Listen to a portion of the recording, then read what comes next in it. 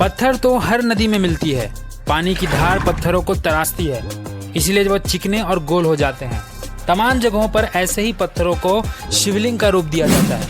लेकिन आज हम लोग बात करने वाले हैं नर्मदा नदी और नर्मदेश्वर शिवलिंग के बारे में। उनसे जुड़ी हुई ऐसी कौन सी पौराणिक कथा है जो एक सनातनी होते के नाते आपको जानना जरूरी है।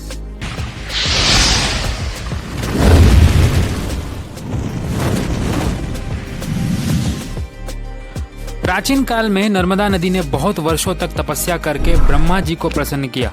प्रसन्न होकर ब्रह्मा जी ने वर मांगने को कहा। नर्मदा जी ने कहा, ब्रह्मा जी यदि आप मुझ पर प्रसन्न हैं तो मुझे गंगा जी के समान कर दीजिए।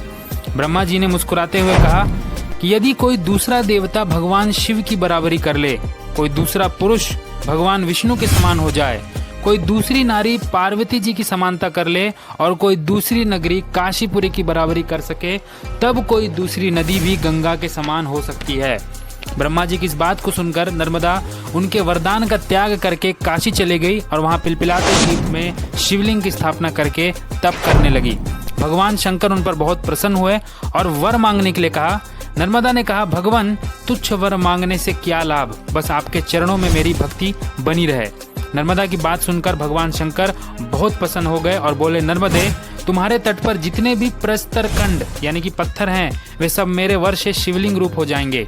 गंगा में स्नान करने पर शीघ्र ही पाप का नाश होता है। यमुना 7 दिन के स्नान से और सरस्वती 3 दिन के स्नान से सब पापों का नाश करती है, परंतु तुम दर्शन मात्र से संपूर्ण पापों का निवारण करने वाली होगी।